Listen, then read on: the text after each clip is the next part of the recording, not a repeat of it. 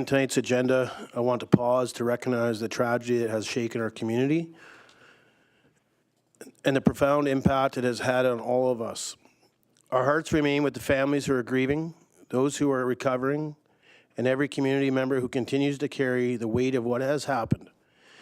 In a community like ours, this loss is deeply personal. I also want to express our sincere gratitude to the first responders, emergency personnel, healthcare workers, school staff, municipal employees, and volunteers who acted quickly and selflessly. Their professionalism, courage, and compassion have made a meaningful difference during an incredible, difficult time. We continue to work closely with the RCMP, Northern Health, the province, and our federal partners to ensure the supports remain available for residents. Mental health and counseling services are in place, and our focus remains on care, stability, and healing. We know many in our community are still grieving as we carry out the business of council this evening. We do so with the reality in mind.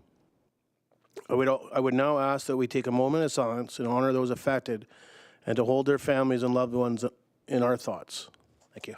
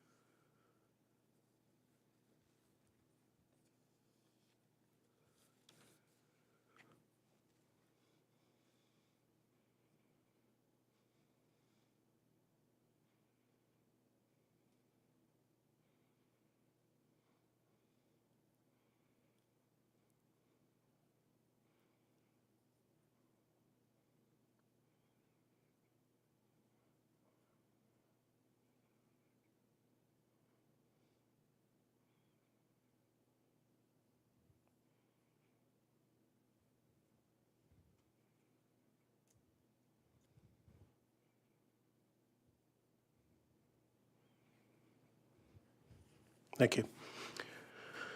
Okay, going to call to order the regular council meeting for March 2nd. Take approval of the agenda, please. Councillor Norbury.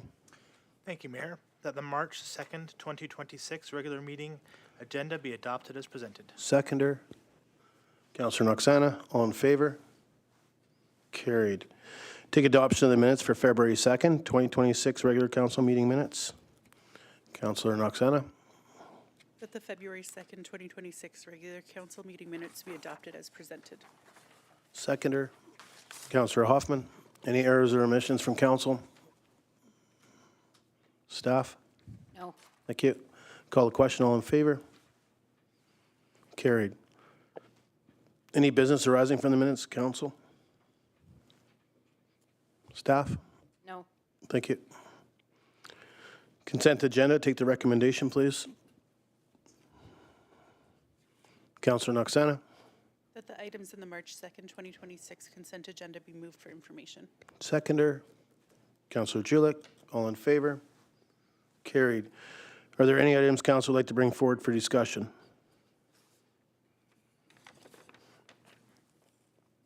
Councillor Norbury. Thank you, Mayor. 7.6, South Peace Division of Family Practice for discussion, please. Seconder. Councillor Noxana. All in favor? Carried. Councillor Norbury. Thank you, Mayor. So we have the South Peace Division of Family Practice asking for some swag to be handed out at their resident retreat, Powder King.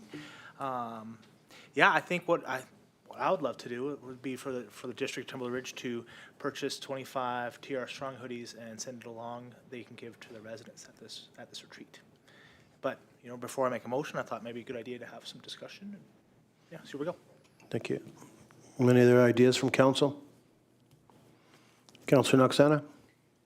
Thank you. I'm not opposed to that idea, but whatever we send for these packages, I would love if one of our visitor guides were also included. I think that it's a good way to sell our community. Okay. Councillor Julik. I'd just like to make sure that we take the funding out of something besides economic development's budget. Yeah, anything we decide here will come out of council's budget. Yep. Councillor Norbury. Seeing no more discussion, Mayor, I'll put forward the motion for us to purchase 25 TR Strong hoodies to be included in the swag bags, in addition to 25 visitor guides. Seconder, Councillor Noxana. Any discussion? I'm just guessing that staff will have to reach out to UNBC or the contact on the letterhead to get sizes.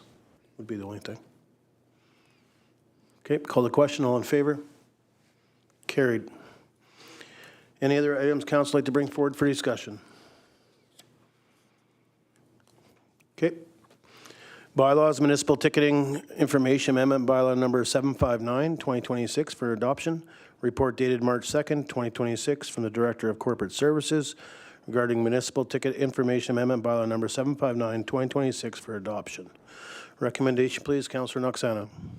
The council adopts municipal ticketing information amendment bylaw number 759, 2026. Seconder, Councillor Bertrand. Any discussion? Call the question. All in favor? Carried. New business, EO-10, District of Tumbler Ridge Scholarship Policy Amendment. Report dated March 2nd, 2026 from the Director of Corporate Services regarding EO-10, District of Tumbler Ridge Scholarship Policy Amendment. Take the recommendation, please. Councillor Noberry. Thank you, Mayor. That the EO-10 District of Tumbler Ridge Scholarship Policy be amended as presented. Seconder, Councillor Julich. Discussion? Call the question. All in favor? Carried. TR-54 Information Privacy Policy Amendment. Report dated March 2nd, 2026 from the Director of Corporate Services. TR-54 Information Privacy Policy Amendment. Recommendation, please. Councillor Noxana. That the TR-54 information privacy policy be amended as presented. Seconder, Councillor Julich. Discussion? Call the question. All in favor? Carried. Exempt event application, Tour Golf Tournament. Report dated March 2nd, 2026 from the Director of Corporate Services regarding exempt event application, Tour Golf Tournament. And if we can just do each recommendation separate. Councillor Bertrand. Thank you, Mayor. I'd like to move that council, in accordance with Admin 38 approved exempt events policy, approves a waiver of municipal fees for the 2026 Tumbler Ridge Outdoor Recreation Association Golf Tournament, including a waiver of green fees for up to 108 golfers and the associated exemption from the deadline set out in Policy Admin 38. Seconder, Councillor Noxana. Discussion, Councillor Bertrand. Thank you, Mayor. I just made a slight change there just to the maximum amount. Just became aware of another format for tournaments that could include 36 more people on the course. So I'm still yet to talk to Trora about it, but I think giving the extra room for extra golfers isn't a bad idea anyway.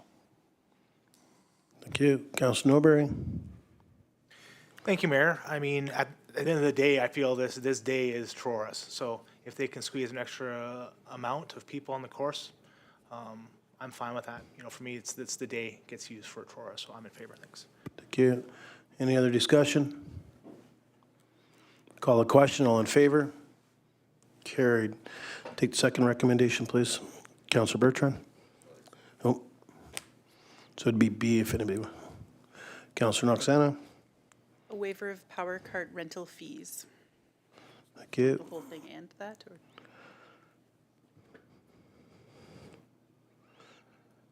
I think you can read the rest out. I think it was just Councillor Bertrand did ask so that he could increase it instead of trying to do amendments. You could probably read it all. Councillor Noxana. A waiver of power cart rental fees and a waiver of fees for the provision including delivery and pickup of 10 tables and 20 chairs, a maximum total value of $3,089.86. Just before we get a seconder, I would not put a maximum amount until we know if Tor decides to increase after the recommendation by Councillor Bertrand. So we'll just leave that part out. So we just won't have a total value until we know what the carts are. Okay, so we're gonna just take out up to the 20 chairs. We just won't put a value there. We'll when staff reaches out to Tora, we can find out what that value is on the next meeting, just for an update. Seconder on the motion? Councillor Norbury. Discussion? Councillor Bertrand? Thank you, Mayor. Excuse me. I'm not in favor of this one.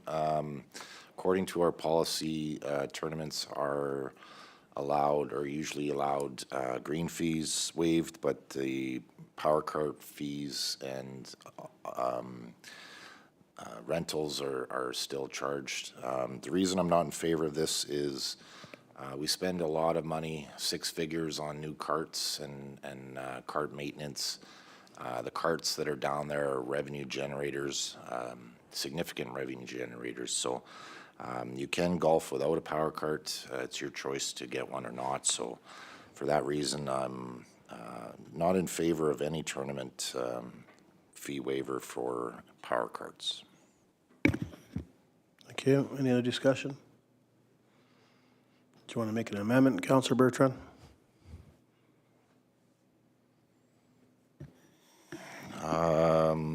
Sure, I'll move an amendment to waive B, a waiver of power cart rental fees. Okay, to remove it? Yep. Seconder on the amendment? Councillor Julik. Discussion? So I'll make a comment. My thoughts are I support the motion to remove it. Again, I think as we have discussions about last year, the budget discussion was about how many carts we're buying, the cost of them and everything else, and what we had in the budget. So I thought it was, it's really important that, this isn't something that the tournament would pay for usually. It's usually if a person wants a power cart, they'll pre-book it and pay for it themselves. I think it's really important when we have these carts. I mean, last year was a fairly high budget to buy carts. And as we keep putting that money back in to build more to replace carts, I think it's important that we're charging for them. To me, we look at, we talked about golf cart storage as well. This is the same aspect of it, that we make sure that we're trying to make some money down at the golf course. So I'll be supporting the amendment. Any other discussion on the amendment? Okay, going to call the question on the amendment. All in favor? Opposed? Councillor Noxana, Councillor Norbury are opposed. Motion is carried. Okay, any more discussion on the amended motion? That was to remove the power cart for free. Okay, going to call the question. All in favor? Carried. District of Tunbridge Accessibility Community Facility Audit Review and Recommendations. Report dated March 2nd, 2026 from Human Resource Manager regarding the District of Tunbridge Accessibility Community Facility Audit Review and Recommendations. Recommendation from Council. Councilor Norbury. Thank you, Mayor. Before we move, can I move it for discussion, please? Yep, seconder. Councilor Noxana. All in favor? Carried. Councilor Norbury. Thank you, Mayor. I wanted to move it for discussion because I had some questions regarding these topics, and get me over the line here. So just before you start, Councilor Norbury, would it be worth getting an overview from staff, or do you have direct questions? Just a thought. Maybe some of them flesh out. Let's see what an overview does if that's available. Ms. Scott, would staff be willing to give an overview on the recommendations and the justifications? Yes, our HR manager is in attendance, who prepared the report, and so I would ask her to please provide council with a brief summary of the report she's prepared.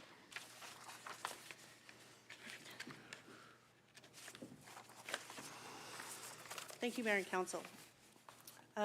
So over the past year, the Accessibility Committee has conducted numerous audits throughout our 13 facilities, both in the spring and summer and winter fall months, to really capture all of the challenges that we see throughout the year.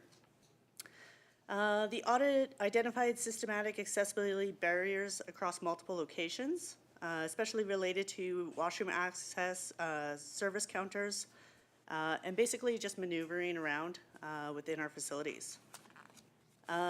So our key findings were non-compliant washrooms, inaccessible service counters, and that was at all of our facilities, path of travel obstructions, tripping hazards, inconsistent signage, and lack of emergency call systems within our washrooms.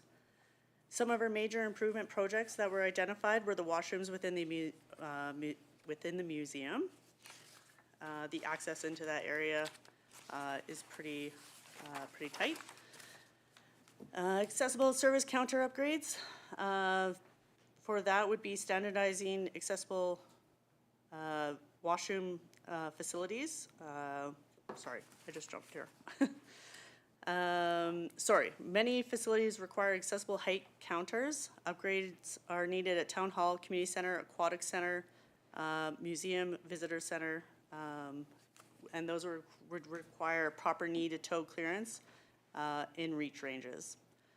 So our strategic priorities: standardize accessible washrooms across all our facilities, integrate accessibility into our capital planning and procurement, develop a multi-year accessibility action plan, and improve accessibility of customer service points, so at all of our service counters. So a recommendation is a phased approach with a short term for our easy, low cost fixes. So improving signage, switching out some door handles and knobs, those type of things. Our medium term would be to complete major improvement projects, and our long term would be to integrate the accessibility into our capital planning. Perfect. Thank you. Councilor Norbury. Thank you, Mayor. That does answer some of my questions about the short-term stuff.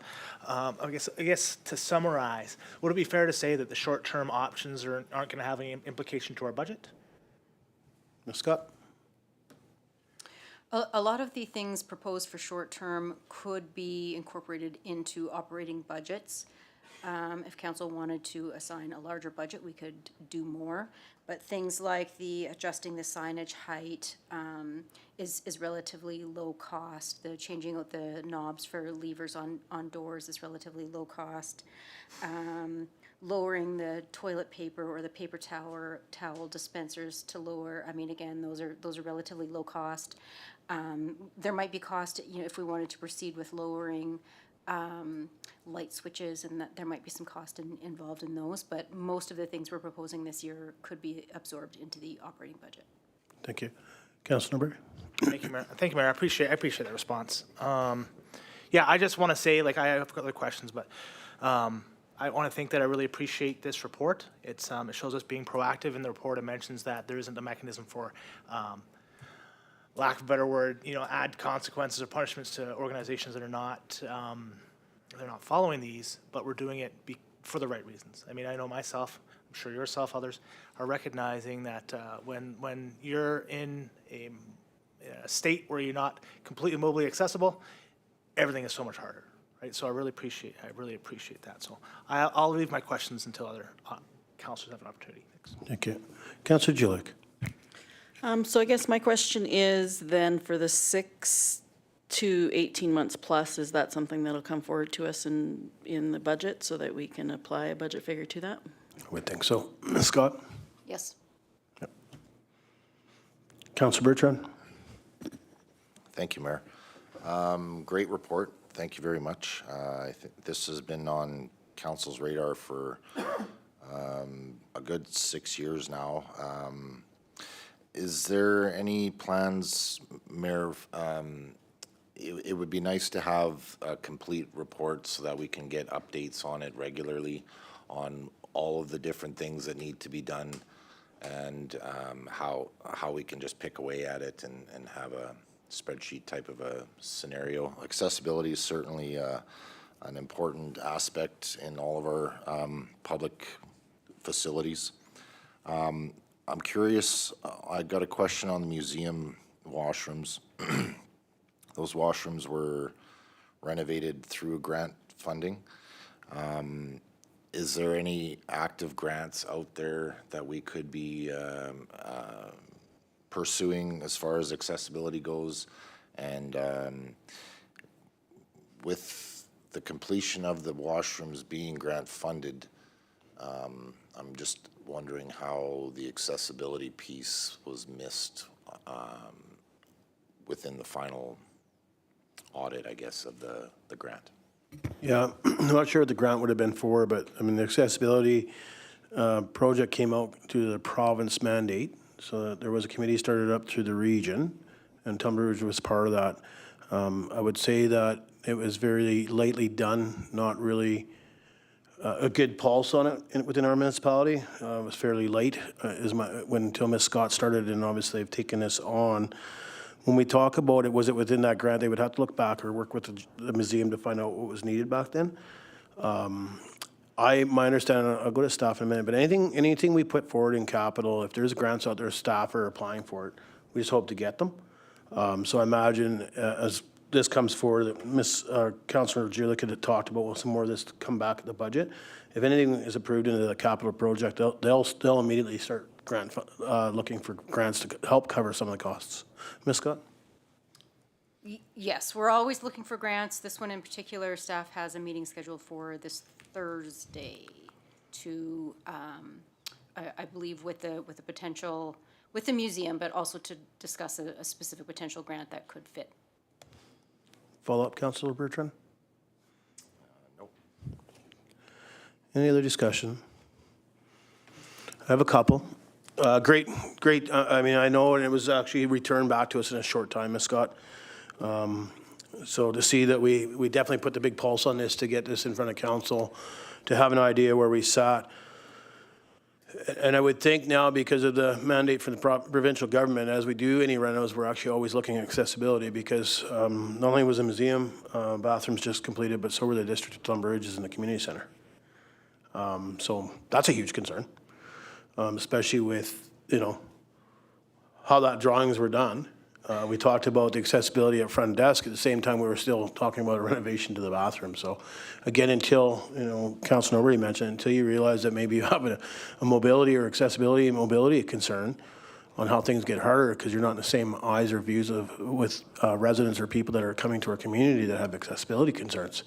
And then you see it when all of a sudden it happens to yourself. So I think it's really important to see that in my opinion, how quick staff came back with this. We talked about just throwing some money in the budget as you got the process done so we could get things fixed, and here it is in front of us. So, again, totally appreciate it. I look forward to the budget for myself, because I'm not just into the 0 to 6 months and get it covered in regards to within the core budgets, operational budget. To me, it's either we need to put some money at this stuff to fix some of the concerns that staff has brought forward in this report, including the washrooms, but counters at a Vic Center. Again, that was built completed in 2015, I believe, or 2014. So again, you would think that would have been a pulse back then as well, but I don't think be honest, if you don't have those accessibility concerns, maybe it wasn't thought about. And until the province came down with this mandate, realizing that the whole province or Canada is complaining about, hey, listen, nothing's accessible for myself that's in a walker or wheelchair bound. And it's so important now. I mean, I see it myself after October, and that was just in the stairwells of the community center, how difficult that was. I mean, we have an elevator, I just didn't use it, right? So there is an option there to get down from the lower to the upper to the lower, but I think it's so important going forward, whatever renovations we're doing, we keep that lens, which is actually a mandate, but a lens on this, that we're doing the right movement for when we talk about accessibility. And I'll talk about the upgrade that we have in Town Hall. I look at wires and stripping hanging on the floor in front of us. I mean, accessibility was part before that came in. That mandate was already out, and we've done that. Like, we have other ways to be able to fix that problem. So I see that right in front of my eyes. So again, I think we really need to look at that trip hazards, but making sure that we have accessibility for washrooms, counters, which I know we've had a conversation when it comes to the community center renovations at the front desk, which will hopefully fix the accessibility issue at our front desk. But knowing our visitor center has, I think, a fairly good access for accessibility, but then when you come around the corner and we don't have that accessibility there, I think that's an important one to me, because it's such a prominent used facility for not only our community members that live here, but the tourists that come in. So I look forward to the budget to see what staff has put in there, and then obviously let's apply for as many grants as we can get. Councilor Dober? Thank you, Mayor. I don't have any more questions. Fellow councillors hit them all, so appreciate that. I'll make the recommendation that council authorizes the District of Tumbler Ridge Accessibility Committee to implement the following actions. 1, short-term, 0 to 6 months, address simple district-wide fixes that require minimal cost, including basic accessibility adjustments and hazard removal. 2, medium-term, term, 6 to 18 months. Conduct detailed assessments and plan upgrades that include the identified major improvement projects, museum washroom redesign, and district-wide accessible service counter upgrades. And 3, long-term, 18 months and beyond, move towards full alignment with CSA/ASC B651-23 accessible design for the built environment and integrate accessibility requirements into all future capital planning, procurement, and facility upgrades. Seconder. Councillor Noxana. Any other discussion? I know we flushed most of it out probably. Okay, call the question. All in favor? Carried.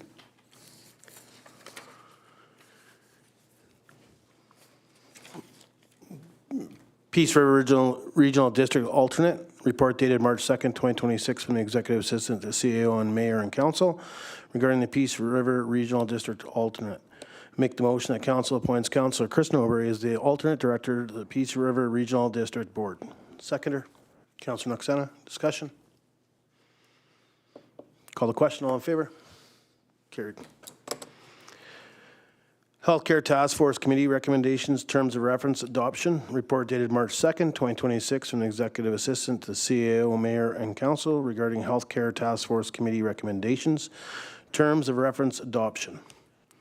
Recommendation, please. Councillor Noxana. The council adopts the healthcare terms of reference as presented. Seconder, Councillor Julik. Discussion? Call the question. All in favor? Carried. Management of monetary donations options, TRSS incident, report dated March 2nd, 2026 from the Director of Finance regarding management of the monetary donations options, TRSS incident. Recommendation, please. Councilor Norbury. Thank you, Mayor. Can I move this for discussion first, please? Okay. Seconder on discussion. Councilor Bertrand. All in favor? Carried. Councilor Norbury. Thank you, Mayor. I brought this forward for discussion because I've had some discussions with the Northeast BC Community Foundation before, and my concern coming from this, and I absolutely agree with the rationale behind this report, in that it would be best if we had an organization like this to manage the funds that are being offered to District Number Ridge. My only concern comes with if we give any money to any organization, it is now theirs to distribute as the fund sees fit. I do see we have a community advisory committee, but my question's more aligned with what are the terms that we are giving this organization for funding distribution in the community? I think that needs to be number one before we enter any agreement with any organization. Yeah, thank you. I can't answer, maybe Ms. Scott, but that was my concerns when I met with Ms. Scott as well, as the terms on how that worked. But also on the advisory board, it kind of loosely talks about it there. And I mean, I know staff contacted them, but to me, we need to have that information up front too. Like, what are we looking for and how many members on the advisory, but also the terms on how it gets brought back into the community. But Ms. Scott, I'm not sure if staff have any more clarity on that. In terms of the advisory panel, that is something that would still be flushed out. This motion says that, you know, council would establish this panel if we decided to have the service agreement with the Northeast BC Community Foundation. So what the composition of that advisory panel looks like would still be discussed and decided on.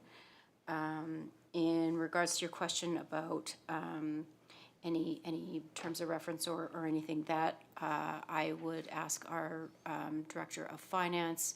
I know he's had a lot of conversations with the Northeast BC Community Foundation in regards to what this would look like. So I would ask our Director of Finance if he can provide information to council on what the terms or terms of reference, or if that was one of the things they discussed.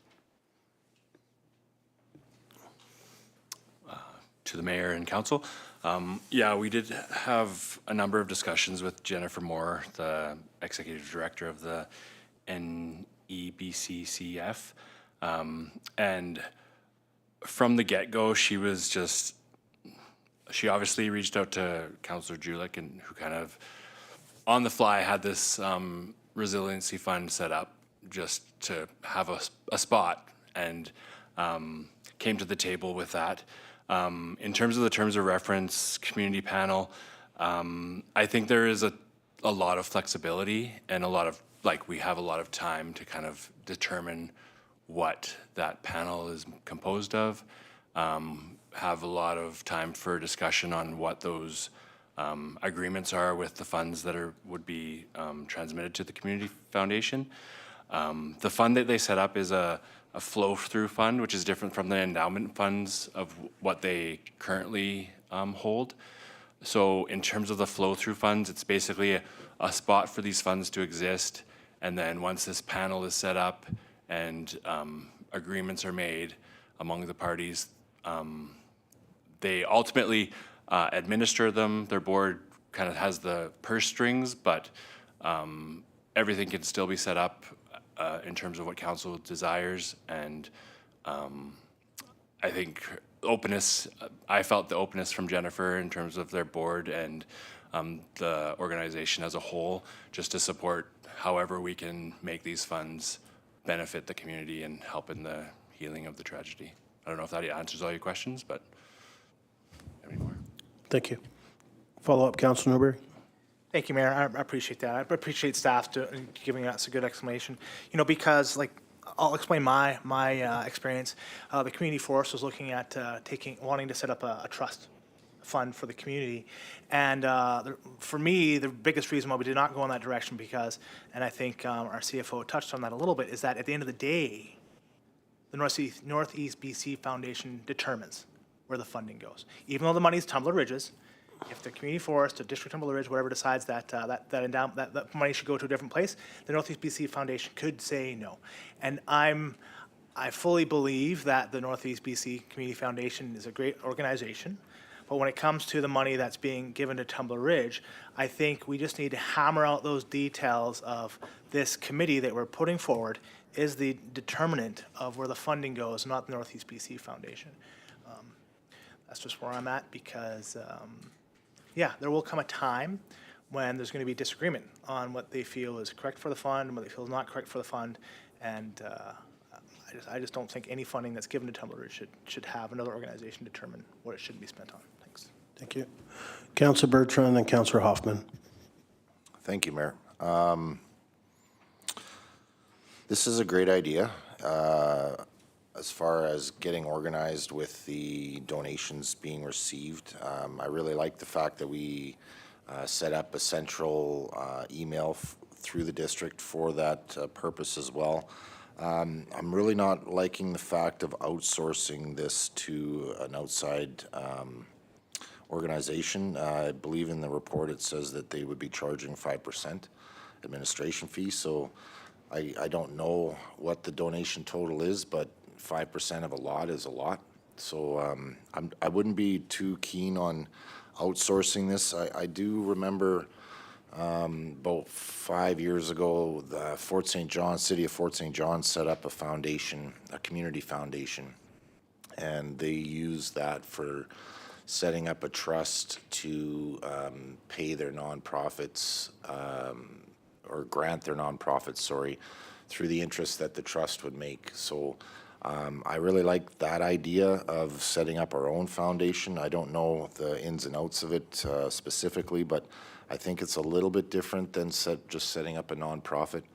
I really like the idea of a community group deciding where the funds should go, but I also think it should possibly be more of a committee style where those recommendations come back to council. I've seen issues in the past when those kinds of decisions don't come back to council. So, yeah, I'm not sure, Mayor, if you have or if staff have any information on what it would take to set up a foundation or any information on that. Yeah, I'll go to staff. The only option that I see listed was the non-for-profit. But Ms. Scott, anything in regards to a foundation or a trust or? Setting up a trust, so setting up a nonprofit, as it says in the report, takes 6 to 9 months. We don't want to discourage people who want to donate because of the time it's going to take to set up a nonprofit. Setting up a trust even takes longer. That requires a lot of, we would definitely require legal counsel to lead us through that process. And so it would take longer than 6 to 9 months to set up. And then once it's set up, additionally, setting up all of the Board of Governance and the terms of reference, again, would be a lengthy process and may end up limiting how we ultimately end up wanting to spend the funds. Follow-up, Councillor Bertrand? Yeah, thank you, Mayor. Yeah, it's certainly a lengthy process. I can understand that. I do believe this generosity isn't going to slow down in the near future. Those are my thoughts. I do like the nonprofit idea. I do like the board-style decision-making, but I also think it should be more of a committee style where those recommendations come back to council for approval. Thank you. Thank you. Councillor Hoffman? Thank you, Mayor. Just for my own ease of mind, I just want to be real clear. The report's clear. I just want to hear it out loud. These are not the funds that are being designated for families, correct? This is just for more general municipal funds. Could be possibly for anything and everything when it comes to, but Ms. Scott? Yeah, that's correct. By people partnering with the Northeast BC Community Foundation, all funds that are received in that resiliency fund, while we work through setting, we haven't worked through, I guess, setting up, we previously discussed the terms of reference and what money could or could not be spent for. And so to say it is, include specific families or not include specific families, I mean, right now I can't answer that. That would be part of what we set up. Just completely lost my train of thought there.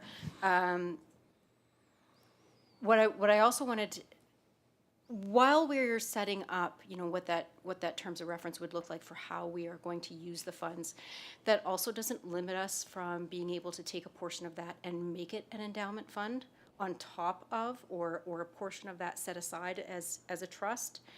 So some of it can be used for, you know, those more immediate things, and we can still set aside a portion for what we might need in 10, 20, 30, 50 years as well. Okay, thank you for that. So I find myself both agreeing and disagreeing with everything I'm hearing because there's not an easy choice here. By the sound of it, we are stuck with a fiduciary that is, in the end, directly responsible. And if setting this up, having the administrative costs, having the time on on staff to try and do it from scratch and be compliant with all the CRA requirements and every other filing that goes along with this, I find it really hard to justify doing it ourselves. The 5%, I mean, yeah, it will end up being a lot of money, but there's a lot of cost to us if we try to do it ourselves. So I find myself okay with the sort of initial 5% annual one, because I don't think you're going to get a better or a lower percent from somebody else. I guess it's hard to say yes with not knowing what it's really going to look like. And I think that's a big ask to have all this done and set before we agree to whom would be administering it. So I'll try to stop rambling now and go, I think just financially and with the work burden that we do need to pick somebody to be responsible on our behalf.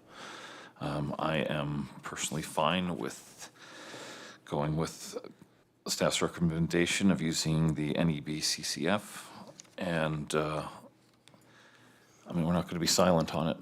There'll still be advisory roles, and it's still going to be public, and it's going to need to be transparent. And although it's not full control, we're not the fiduciary, it's really hard to convince me that you don't let the fiduciary have final control. They're, in the end, legally responsible. So As much as I'm not particularly ready to say yes, I think it's better in the long run if we do say yes. So I think I'm going to support the recommendation that has not yet been made. Thank you. Thank you. Ms. Scott? I believe staff could provide some additional information regarding those administration fees that may answer some of council's questions or some of council's reservations in regard to those administration fees. So I would like to ask the Director of Finance if he can provide council a little bit more information regarding those administration fees. Thank you. Okay, to Mayor and Council. So in speaking with Jennifer at NEBCCF,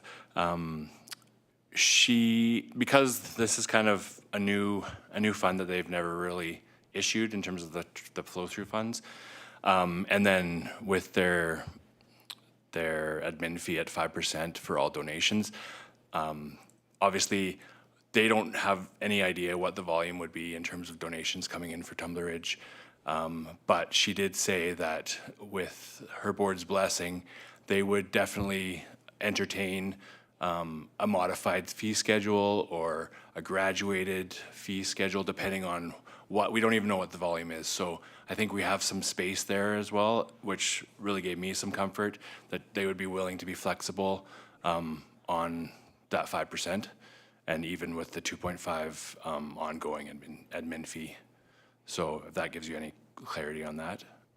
And then just in terms of the Canadian Red Cross, we did speak with them a couple times, and they weren't able to really give us a clear picture on what kind of fee structure or administration costs would be covered if we were to choose them as kind of a vessel for the donations.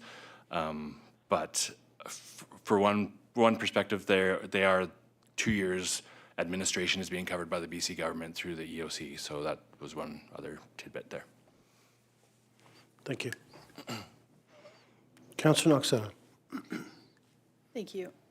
I like the idea of the fund being administered locally, but I feel like the task of setting up a fund ourselves is monumental. 5% to me doesn't sound that intense. When you think that every single donation that comes in will be issued a tax receipt to that person, sent to them, the work that goes into that will be substantial, and I'm sure there will be pages and pages and pages of donations, because I've looked at pages and pages and pages of donations over the last couple weeks. If they're willing to work with us on that fee structure, great. I have talked quite a few times with Red Cross and other organizations. They're happy to take on these funds too. But I like the idea of an advisory council here in our community that can help guide, sort of, I would assume kind of like NDIT does, help guide where those funds go for our community. There is a legal obligation for funds that are donated for a cause to be used for that cause. Also things that I've looked into in the past few weeks. So we do have some assurance that if this fund is advertised as you can donate for this specific reason, those funds have to come to Tumbler Ridge for that reason. There's nothing else they can be spent on besides what this is.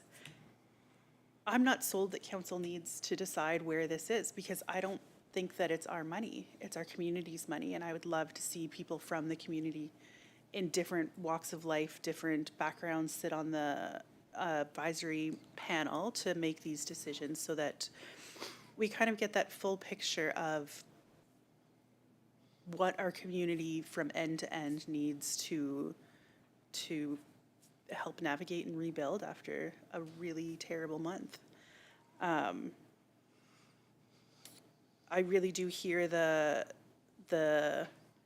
nobody likes someone from away coming and saying how you have to spend a fund, how you should heal, how you should navigate right now. So to me, the Northeast BC Foundation is the closest one that we can get to say, hey, we're backing these guys, they're here, our funds are going to be in our money, controlled by our town. So they have my vote in the list that we have here. Thank you. Councillor Gillick. I would echo everything Councillor Knoxana said. I thought that was well said. I think the other thing is I have, my sister worked for a community foundation, so I definitely have some insider information or I have a bias because I've seen the great work that they do. I think that the report was well done. I think that it gave a lot of good reasons why moving forward with the foundation is a good choice. Again, like Councillor Noxana said, the amount of work that we would have to have within staff. There's over 200 community foundations throughout Canada, so this isn't something that is done out of one community. It's across Canada. They have people that they can reach out to in other community foundations to help guide the work that gets done. And I think that having, I just echo what Councillor Noxana said about at least like having a community advisory committee and having that set up that the community gets to have some input, and then to have an endowment fund that would give for years, to me, is an attractive option as well, because that's a lot of what that community foundation does is endowments. And so I don't know if I fully understand the endowment part, but I, like, for example, I know of somebody that there's a fund that is in memorial of somebody who's passed, and they give out a scholarship every year based on certain criteria. So I'm in favor of going forward with recommendation. Thank you. Councillor Norbury? Thank you, Mayor. Do we have information on how the funds will be distributed? Like what would be a qualifying ask from this foundation? I think it's once the terms are set up. Ms. Scott? Yes, exactly. That's information that we don't have yet. Those are the details that we would have to work through, and that as we set up the terms of reference and as we set up the advisory panel. So my comment would be, Councillor Norbury, is until there's direction from council that this is the one they would like to use, I don't want to speak for this foundation, but why would they put a bunch of time into terms and everything else and how that's going to be situated if we're not going with them? Then again, somebody else has to pay that fee for their labor. So I'm assuming that, and again, assuming that's why the terms haven't been stipulated there. Same with the advisory committee, is because it'll flush that out. And will that come back to council before we sign an agreement? I think, I mean, I'll go to staff, but my understanding, if we pass this, staff's gonna call them and they'll start working on it. And I imagine it'll come forward for, this is what the terms are, and if we need to make changes, we would have that option. Ms. Scott? I believe that's the course of action, but again, the Director of Finance is the one that's had those conversations with the Northeast BC Community Foundation. So I will again ask the Director of Finance if he can provide that information. To Mayor and Council. Yes, so this is definitely a very fluid proposal in terms of what's being established if Council does decide to go with the foundation. Yeah, right away, I think if you guys accept this motion, we would proceed with contacting the foundation and coming up with terms, and obviously we'd probably reach back out to council for input, but we're also looking at where the volume, I guess, of donations, we'd have to establish that. Really, these options on the table are really just to get everything that's coming into the district on the table so that we can determine where it ultimately ends up for a resting pot. And then as soon as we have those funds kind of established, then the real work begins, I think. So I don't know if that answers everything, but. So I think, and just for council, and Ms. Scott, maybe you can give information there, but listening to staff, what we're talking about is a donation email.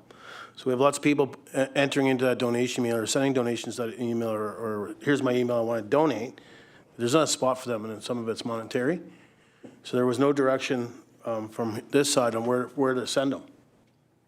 So that's why the staff started working on all different concepts with the EOC and that, and obviously one had reached out to Councillor Julich, and they pre-started the concept that they started advertising without the motion in front of council with adoption of about where that they were supporting, the District of Tunbridge had supported their foundation. So this is why it's in front of us, because it has come out and people have donated already to the foundation. So But my understanding is, what staff had mentioned there is because you have the donation email, there's a bunch of monetary there, and they need a place to send them to, but is that not correct, Ms. Scott? Yes, Short version? a short version, yes. And so there are several people that have already donated to the Northeast BC Community Foundation. And so the motion we're asking for from council tonight is to start the process of setting up that advisory council and starting the process of what that agreement with the Northeast BC Community Foundation is going to look like with the funds they've already collected, and to essentially for council to support donations being received by the Northeast BC Community Foundation. Thank you. Councilor Bertrand?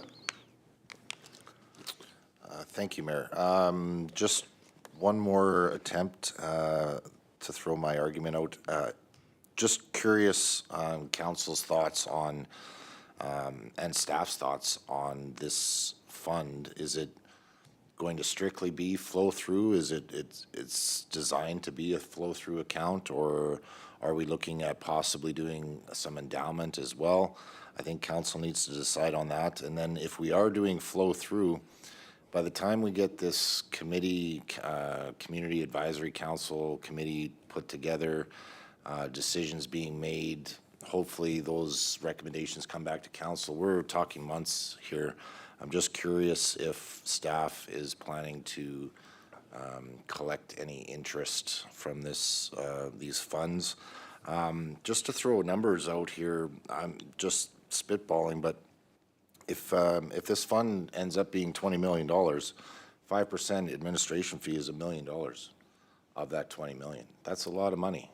And I really appreciate NEB, CCF for coming forward and offering their services, offering them the foundation a place to hold this money. But I really don't like the fact that we're going to spend this donation money to contract these services out. I don't think the donors would appreciate that if they knew that that was their money going to that. I really do believe that we should set something up ourselves. It's going to take time, obviously, but I don't think we should rush into any of these decisions either. These are community-changing decisions, possibly, and that's really our role as council members, is to collect these funds, just like we do at budget time every year, and distribute it the way we think is proper in our community. So I don't think this situation's any different. Again, I do appreciate the foundation for coming forward, but I do believe we should handle it ourselves. Thank you. Ms. Scott, in regards to interest received? It's my understanding, and again, if I'll ask the Director of Finance to chime in if I'm wrong, but it's my understanding that the interest on the Tumbler Ridge funds will roll into the balance of the Tumbler Ridge funds, and that the interest will just not be distributed throughout the whole entire community foundation, that the interest in our funds stays with Tumbler Ridge funds. But again, I'll ask the Director of Finance if to either confirm or provide correct information if I'm incorrect. And just if I may, before we move over, and just about the flow through, my understanding earlier that staff talked about, it's a flow through foundation for our account side, for the Tumbler Ridge side. Just want to confirm that at the same time. Right, so again, I'll ask the Director of Finance to confirm that as well. Thank you. Through Mayor and Council, this fund has been set up as a flow-through account. So yes, everything that is collected and any interest earned on these funds will stay with the Tumbler Ridge Resiliency Fund until another decision is made, whether that's as the committee, if we go ahead with this option, the committee decides that they would like to take $1 million of this flow-through fund and turn it into an endowment fund for Tumbler Ridge, which could be used for scholarships or whatever. An endowment fund is basically the principal is put into a fund, and any interest that is earned, that is what is distributed from the fund. So that never leaves. That, but at this point, everything is being put into this flow-through fund. And then again, with the admin fee, because we don't know the scope, but that was kind of one of our concerns, like, yeah, $1 million is a lot of money if you raise 20 million in terms of admin costs. So that's where we did reach out and ask for clarity if the board would be willing to modify those admin fees, because, yeah, like $1 million, that could probably run the foundation for the next 20 years if they had that as an endowment fund to fund their administration. But definitely was a concern, because, yeah, like $1 million is a lot when it's the generosity of outside parties coming to Tumbler Ridge to help Tumbler Ridge. We don't want to raise $1 million just for the foundation to administer funds for the next 25 years. So that's my answer. Thank you for that. Councillor Jilek. So if I could just clarify, the way I understand it is the Northeastern BC Community Fund set up the fund, the resiliency fund, when all of this happened. Nobody, when I had mentioned it, it was around, the answer received was, we can't stop anybody from setting up a fund. And I would agree to that. We couldn't. Red Cross never came to us to look for permission to set up a fund. And that kind of thing. And so the way I understand, and all of that to say, the way I understand it is this fund is there. The only difference is, and what I'm understanding staff is asking, is for when people reach out to the District of Tumbler Ridge asking where they can send money, that our staff will be recommending that they use the NEBCCF. The funds are there, and the NEBCCF has offered to do this unique proposition in having the step set up as been put through the recommendation in the report. Now, maybe I'm wrong, but that's the way I understand it. Yeah, I'll get clarification from staff, because my understanding was they assumed they needed this to have permission to do it, but it had already been pre-started. Ms. Scott? I in the beginning, with some of the correspondence between the office and the Northeast BC Community Foundation, I think that was some of the misunderstanding that, again, as Councillor Julich said, they had already set up the fund. The fund is already there. They're already receiving money. The correspondence received made it sound like they still needed a motion or resolution from council in order to set up the fund. But I believe since the Northeast BC Community Foundation themselves have found out that they don't need that motion from council to set up the fund, essentially what they're looking for now is, like Councillor Julich said, support from council to tell people that this is a fund that we would recommend that people could donate to. But the Northeast BC Community Foundation is also looking for a partnership agreement with the District of Tumbler Ridge. And part of that is, if we are going to agree to partner with them on this fund or agree to support this fund, that one of the conditions is that we would set up that community advisory panel that would have a say in how the money is spent. But again, I believe our Director of Finance can provide some additional information, as I know he has had those conversations with Ms. Moore from the Northeast BC Community Foundation. Thank you. Mr. the Mayor. Yes, so Jennifer, Ms. Moore at the Community Foundation, that was kind of our understanding too, that council needed to provide this motion, but in essence, yes, the fund exists regardless of council's decision tonight. There are already funds that have been donated. I believe Kanuma has all but made a pledge that they will direct any funding through their partners and proponents towards the Community Foundation, with the ability for them to also be at the table when the community panel or advisory panel is created, and assist with those decision making. So that if that's just a little bit more information for council. And yeah, there's how this has come about feels very rushed, but I think the intention was there just to have a placeholder for funds to be raised for the betterment, the recovery, and the healing of Tumbler Ridge. So Regardless, I think at this point, regardless of whether council agrees to enter in an agreement with the community foundation, they're going to have to set up some sort of advisory anyway, with KAMLOOPS support and just with the funds that they've already received through the generosity of the donors. So, Thank you. Councillor Hoffman and Councillor Bertrand and myself. Thank you, Mayor. Just to Councillor Bertrand, I feel you. Like, I don't like the idea of outsiders, for lack of a better term, having much of a decision-making authority on this. It's just a cost-benefit analysis to my mind. If we spend the time and energy and effort to set up this, are we better off than if we have an established organization do it? The fact that we're also talking about a tiered approach and another discussion round. I have no idea if the funds is in the figures that you're talking about, or if it's a quarter, or if it's a tenth. I don't know how much we're talking about yet, which also makes me want to hear, like, what are they proposing? Are they going to have a tier at 5, a tier at 10, a tier at 20? Like, if these things are going to be considered, and it sounds like that's what we're talking about here, I think this is just another one where we could use the help. The CRA requirements are taken care of. What we want to set up, they've already discussed flow through, spend down, endowment funding.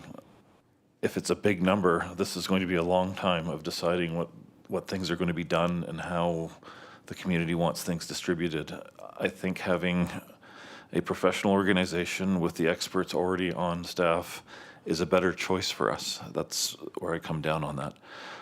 If we set up a volunteer organization, I just don't know if we'll have the expertise available locally, which means now we're paying lawyers' fees or financial services fees or professional fees, and you just don't know what that looks like in the long term.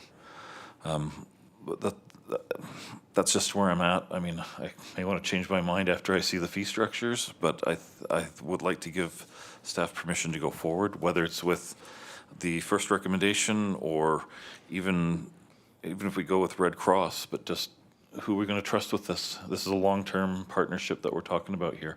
So I think we need to pick somebody and have that discussion of what that's going to look like. And I'll stop there. Thank you. Councillor Bertrand. Thank you, Mayor. I was a little bit confused on this one at the beginning here. I seem to understand a bit more now.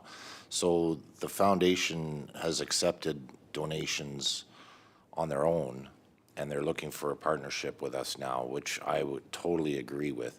What I'm confused about is, are we still collecting donations through our EOC email donations at DTR or whatever it is?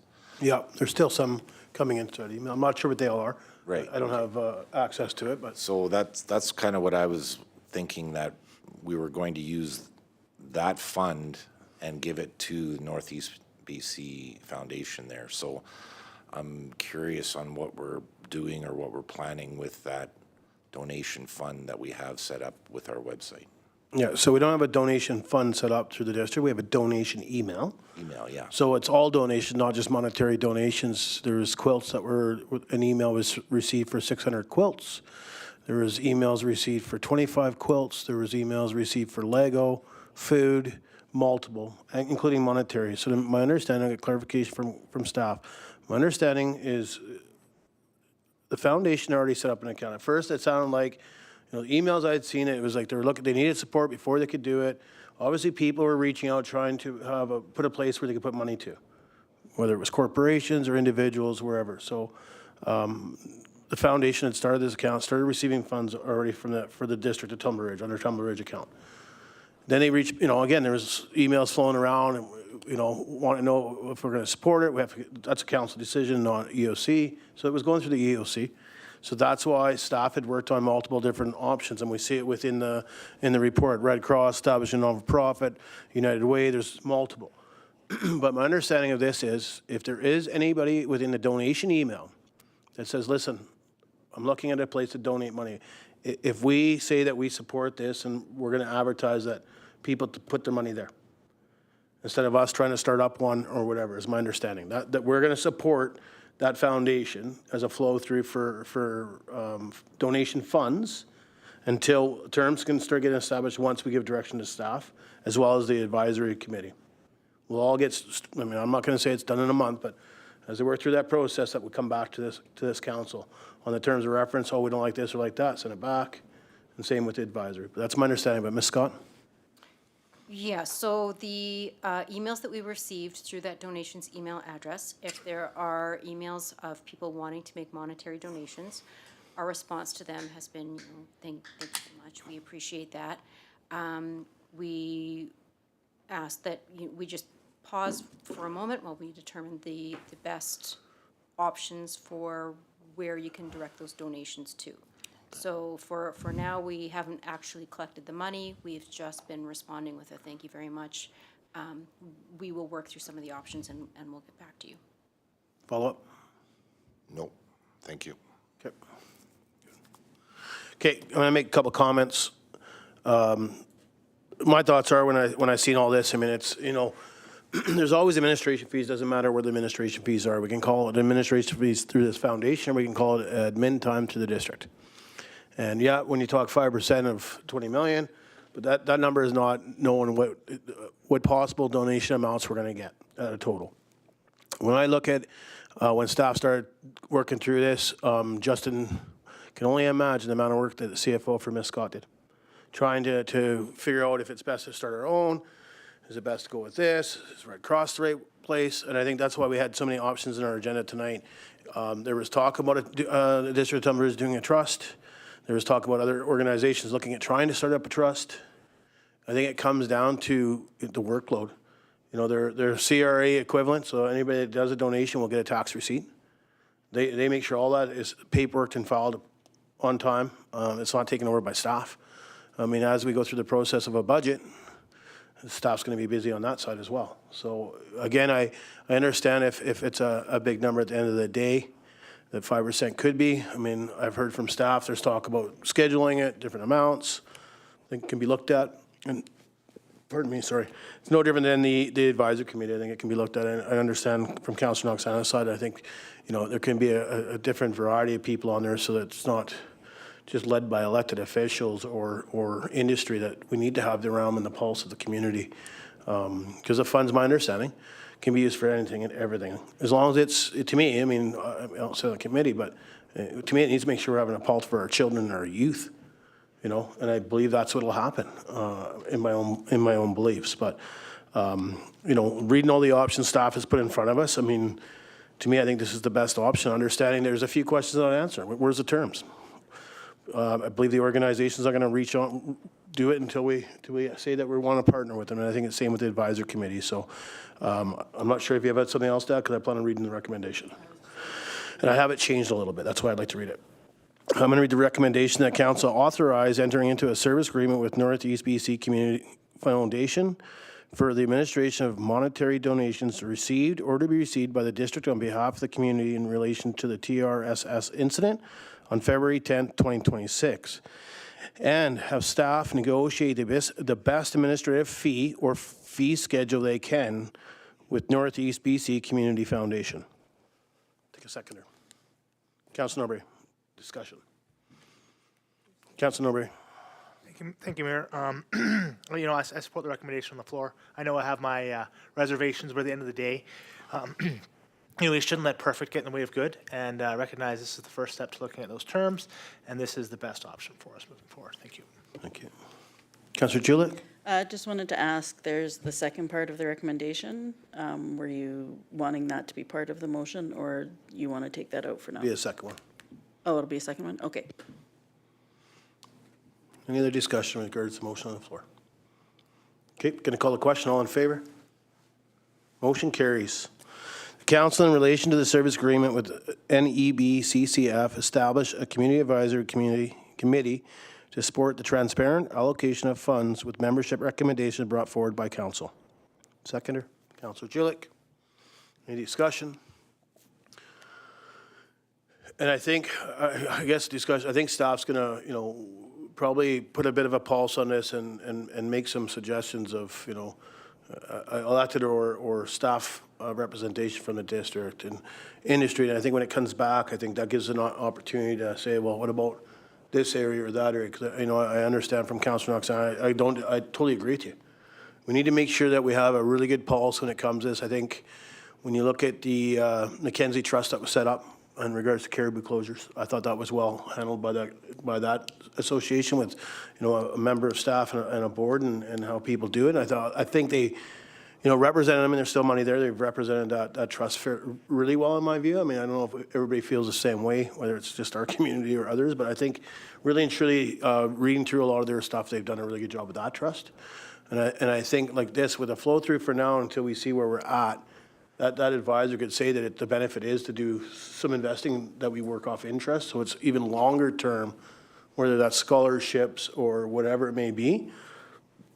I think it'll be really important, but I also believe that staff will come forward with some fairly pulse on where we should see how many people in an advisory. I believe that. And I think when it comes back, then we can change it or add. Councillor Norbury, or sorry, Councillor Bertrand. Thank you, Mayor. Just in regards to the committee, will this be a council-established committee, so recommendations will come back to council for decision-making? And then lastly, will we need a budget for this community advisory committee and staff support? So I'll give you my insight, and maybe I'm wrong, and staff will let me know. This community advisor committee, it would not report to council, it would report to the board of NEBCCF. But I could be wrong. Yes. I'm wrong. No, no. Oh, I'm right. Yes. So again, this isn't going to be, Councillor Bertrand, it's not going to be where every item that goes to that committee, it comes back for this council to say, yeah, we like that one. No, we don't like that one. That's, to me, why you establish a really strong community advisory committee. Because they're the ones that should have the pulse in the community, and that's why I just threw out some ideas. I don't want to build the community advisory committee, but that's why I say maybe you're looking at an elected official, a non-elected official from the district, a youth member, industry, a church group. Like there's multiple. I think it can be so that we're making sure. I'll be honest. Maybe a representative, and I don't want to say it, but because there could be a conflict, but. It's not decided yet, but I mean, it could be a representative from the PAC. Again, there's communication there from the youth side and the parent side. So that's how I read it. Obviously, I was right, but yeah. So it'll be decided there. Go to the board.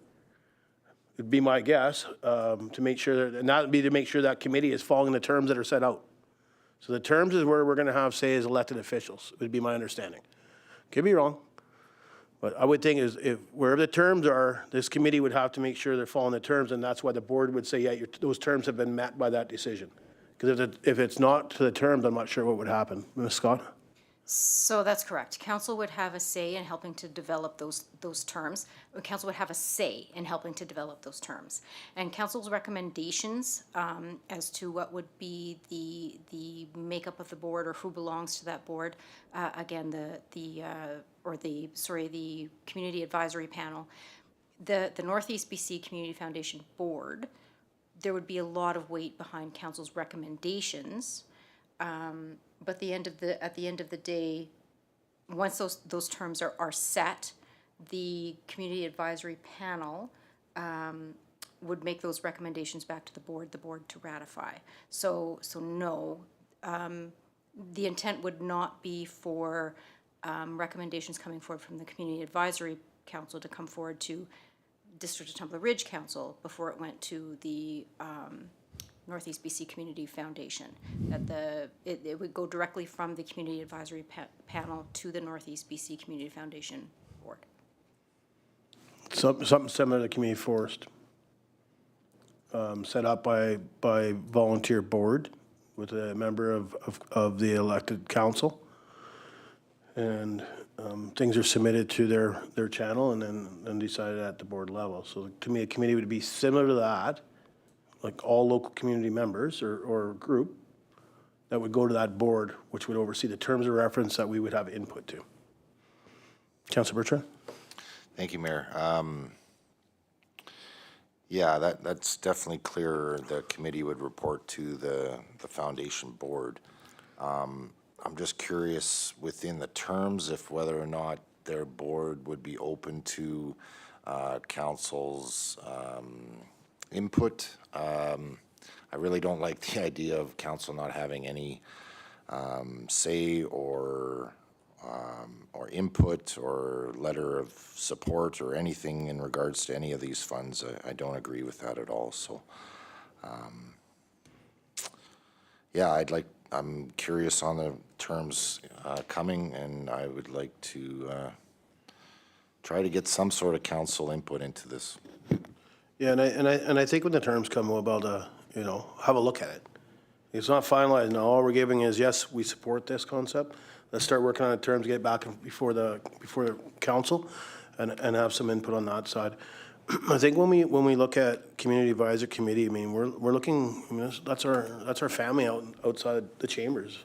And to me, I think, you know, that's why when the terms are set, whatever's put in the terms will be followed, but somebody has to oversee to make sure the terms are be followed. That's where that board comes in.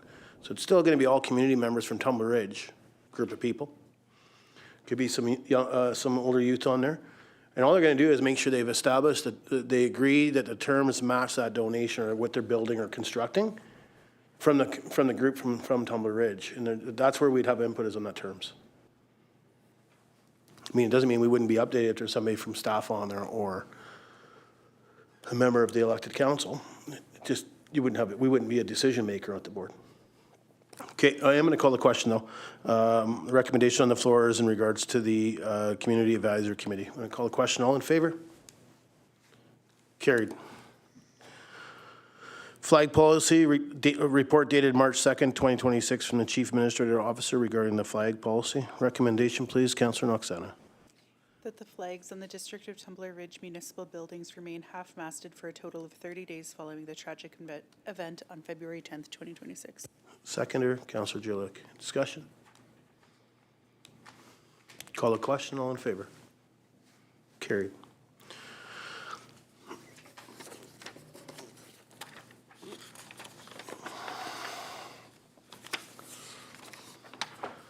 Schedule of meetings and events. Anything from council side? Ms. Scott, any input for budget start? I know you were throwing some ideas of dates, but have they been confirmed, I guess, is what I'd be looking for. We are proposing from our end that there be a budget meeting held on March 10th, March 17th, and March 24th. Schedules from council. Everybody available the 10th, 17th, 24th. Council Norbury. Thank you, Mayor. Spring break is a challenge as a mayor may not be in the committee. Well, I won't be in the committee. Okay. Okay, how about the 10th and 31st? Work? I know, Ms. Scott, you're hoping for the 3rd. Maybe we can add an extra one. I know it's usually, to me, it usually seems tough that we have them back to back week after week, because sometimes, well, what I've seen in the past is we didn't get it completed and we end up having to cancel it previous year. Yeah, so the thought process was that March 10th would be operating budget, March 17th would be capital budget, and then March 24th would be the results of the operating and the capital together. Okay. I think we're going to have to schedule the 10th, and I'll make a motion that we schedule a budget meeting for March 10th and March 31st for 5 p.m. Seconder, Councillor Norbury. Sorry, I'm tired. Discussion, Councillor Julik. I'm just concerned that, that if staff had recommended 3 days, that we either have longer days on the 10th and the 31st, or that we won't have enough time to do what we need to do. And that would mean that we'd have, like, my thought is we either have to combine operating capital and then results, or we have to push the results after the 31st. So I'm just wondering how that works for staff. Yeah, we can ask staff, but my thoughts are that we'd have to have extra meetings in April, and then we have first week in May. I mean, to me, all council needs to be here. We you know, I just think that's why I asked what everybody's schedule was, because I think it's very, very important. Just means that we could be a bit busier in May. Ms. Scott? Yeah, ideally, we were hoping to bring something to council to consider for readings on April 7th, but if we have to push that back, we have to push that back. Keeping in mind that the legislated dates for adopting our financial plan and our tax rate bylaw are not, they can't be changed. Like, those legislated dates have to be met. Okay. I mean, if we're talking about getting readings, we have lots of time if we have the month of May. Councillor Noxena? Thank you. If we need the third budget meeting, would there be a possibility to have one the 10th and the 11th or 12th, or is that too soon to get both capital and operating in front of us, and then we can have the follow-up on the 31st? Yeah, I would think it would be too much in 2 nights for council. It's a lot of information. Be my thing. Staff could do it, but I think it's an awful lot. Again, we have all the month of April. Readings don't have to happen until beginning of May if that's what happens. That's my 2 cents on that. I mean, that's up to council, but that's my thoughts on that is, we have another 1 whole month. And the readings don't have to happen during the week. It can happen on the weekend. Councilor Dober? Yeah, thank you, Mayor. I mean, the budget isn't due until May 15th. And from actual experience, we could do the first 3 readings, and then we only need 24 hours. I mean, it's happening, and we don't plan to do that. We do not plan to do that again. But having budget meetings into April, we still have plenty of time. If we want to schedule another meeting, we can do the meeting the week after as well, in April. Yeah. Okay, going to call the question on the motion. All in favor? Carried. Anything else from council? Okay, anything from staff that we've missed? No. Thank you. Okay, councilor's business. Thanks, Councillor Noxena, for your report. Is there anything from council off the floor? Councilor Norbury. Thank you, Mayor. We did have a health task force meeting just recently. The meeting revolved around what can be done for Tumbler Ridge. Northern Health is very receptive and open to hearing from us on what's happening. They shared that their core needs now and what they're looking at in the future.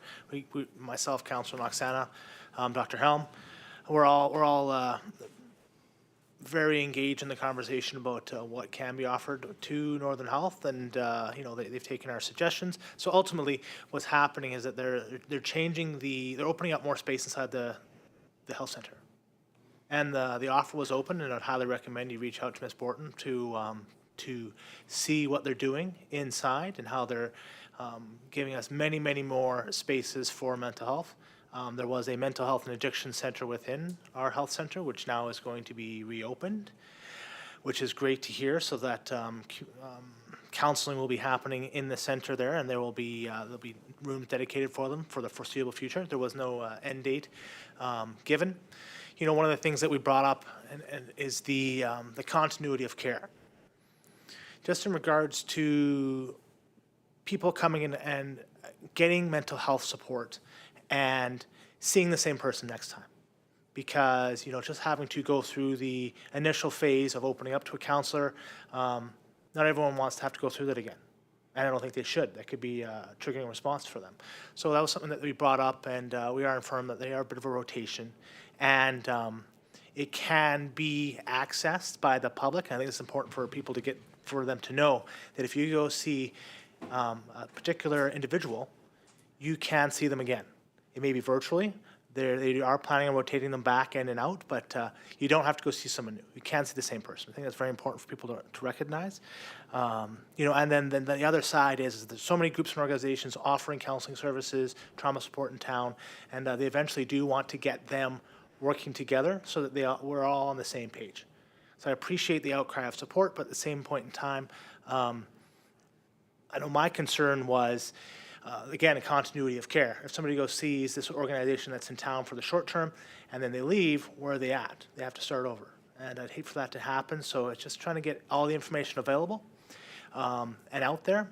And then the other side I think is really important that we brought up at that meeting was, trying to hold information sessions or get information out there for everyone who's, in proximity to the people that have been affected in the community, right? Get it out to our coaches.